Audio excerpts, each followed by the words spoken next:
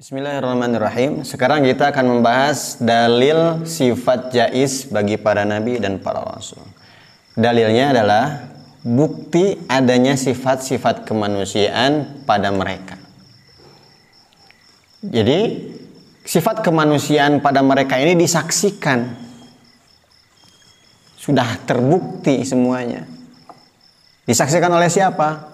Oleh orang-orang yang ada pada zamannya. Sifat kemanusiaan Nabi Nuh berarti disaksikan oleh kaum Nabi Nuh.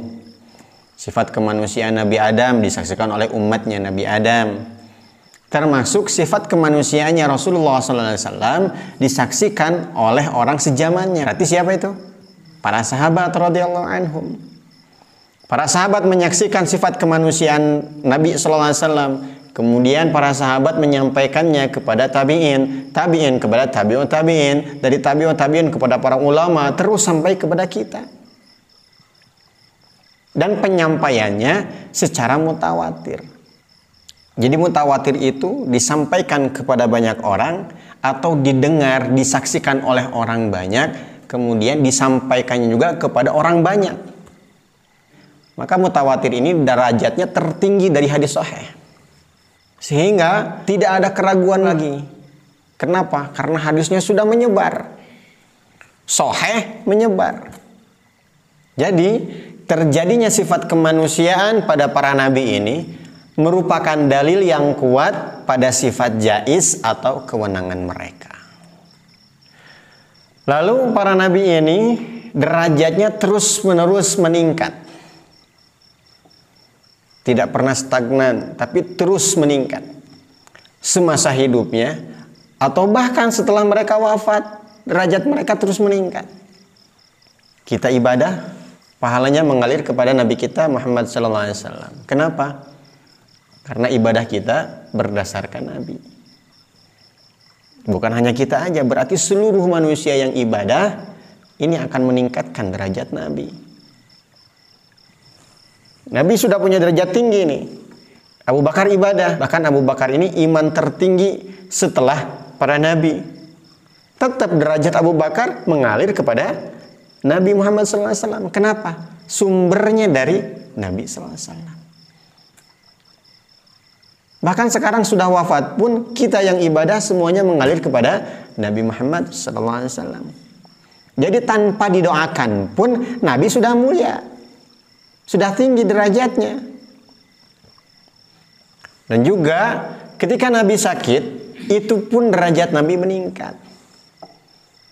Karena setiap ujian yang menimpa para nabi ini meningkatkan derajat mereka.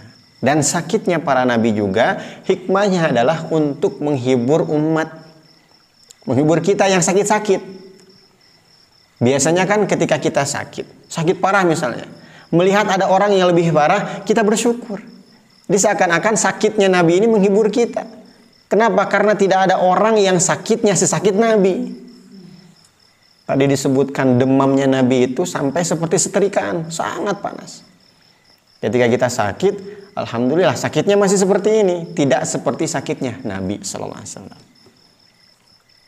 Dan dengan ujian-ujian yang diberikan kepada para nabi, yang mana ujian itu meningkatkan derajat mereka, ini orang berakal akan mengerti bahwa dunia ini bukan tempat pembalasan kekasih Allah Subhanahu wa taala.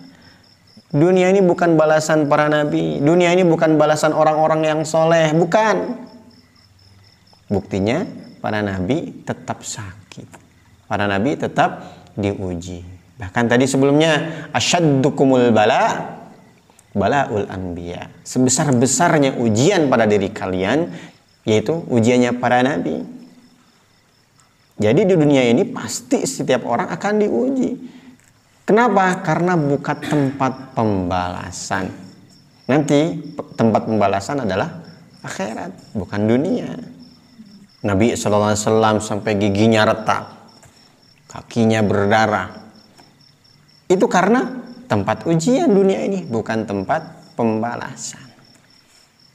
Jadi kita pun yang sudah ibadah setiap hari, puasa, sholat, zakat, sedekah, dan ibadah-ibadah yang lain, kok ekonomi kita tidak meningkat? Ini jangan mengeluh, karena memang dunia ini bukan tempat pembalasan dari ibadah-ibadah kita. Andaikan dunia ini tempat pembalasan, maka sudah jelas para nabi yang tidak ada maksiatnya, yang selalu dekat dengan Allah, tidak akan mengalami sakit, tidak akan mengalami gigi retak, gak akan mengalami kakinya berdarah. Tapi ternyata mereka malah mengalami hal itu, bahkan lebih berat daripada umat biasa. Jadi jangan dipahami bahwa dunia ini tempat pembalasan. Kita sholat kemudian kita kaya, jangan dipahami seperti itu. Malah justru harus kita pahami bahwa ujian-ujian itu akan meningkatkan derajat kita nanti di surga Allah Subhanahu wa taala. Maka terus bersabar, bahkan kalau ulama-ulama itu bersyukur ketika diberi sakit. Alhamdulillah diberi sakit. Kenapa? Derajatnya dinaikkan, dosa-dosanya diampuni oleh Allah. Orang beriman itu enak. Jangankan diberi sakit yang parah, tertusuk duri saja itu sudah mengampuni dosanya. Apalagi sampai sakit demam. Humma yaumin kafaratus sa'atin. 1 hari demam akan menjadi kifarat 1 tahun. Apalagi kalau bertahun-tahun sakit kepala, stroke. Tapi dengan sabar, maka itu jadi kifarat dosa dan meningkatkan derajat. Karena dunia bukan tempat balasan. Jadi sifat kemanusiaan para nabi ini banyak hikmahnya. Di antara hikmahnya tadi sudah disebutkan, nabi ini setiap hari terus meningkat derajatnya. Ujian-ujian yang menimpanya menaikkan derajatnya. Bahkan setelah wafatnya pun terus meningkat derajatnya. Kemudian kesusahan nabi meringankan kesusahan kita. Sakitnya nabi yang luar biasa ini membuat kita, alhamdulillah sakit saya tidak seperti para nabi. Jadi sebagai hiburan untuk kita, meringankan sakit kita.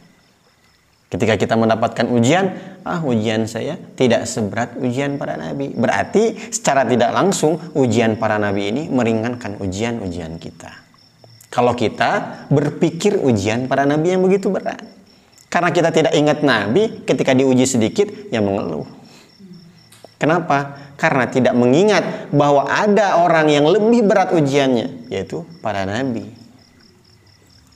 Dan juga kita tahu bahwa dunia ini tidak ada nilainya. Dunia ini bukan tempat pembalasan. Karena kalau dunia ada nilainya, dunia ini tempat balasannya, maka para nabi tidak akan ada yang miskin, para nabi tidak akan ada yang sakit, para nabi tidak akan ada yang menderita. Jadi patokannya mulia seseorang di dunia ini bukan karena harta, bukan karena jabatan, tetapi karena keimanan. Ketika dia menderita pun belum tentu jadi mulia. Ketika diuji, diberi sakit, kehilangan harta, kehilangan barang, belum tentu jadi patokan mulia. Kenapa? Karena belum tentu hatinya sabar. Kalau hatinya sabar didasari dengan iman, itulah menjadi patokan dia mulia di sisi Allah Subhanahu wa taala. Jadi ikuti terus para nabi. Dengan mempelajari ini, dalil sifat jaiz para nabi ini sudah selesai. Kita sudah membahas berapa sifat? 9 sifat para nabi. 4 yang wajib, 4 yang mustahil, 1 yang jaiz. Berarti 9. Kemudian kita juga sudah membahas sifat ketuhanan. 20 sifat yang wajib bagi Allah, 20 sifat yang mustahil bagi Allah, dan 1 sifat yang jaiz bagi Allah. Jadi keseluruhan yang wajib diketahui oleh orang mukallaf, termasuk kita, yaitu 50 sifat. 41 untuk Allah atau ketuhanan, dan 9 sifat kenabian yang biasa disebut dengan aqidatul khamsin, akidah 50. Setiap orang yang beriman, setiap orang Islam harus mengimani 50 sifat ini. Bagaimana caranya? Pelajari lagi.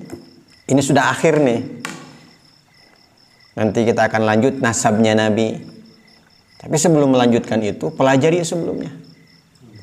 50 sifat yang wajib kita ketahui, yang wajib kita imani. Insyaallah ya, bukan lagi. Karena percuma kita belajar beberapa bulan ini mengenai sifat ketuhanan, sifat kenabian, tapi nggak ngerti.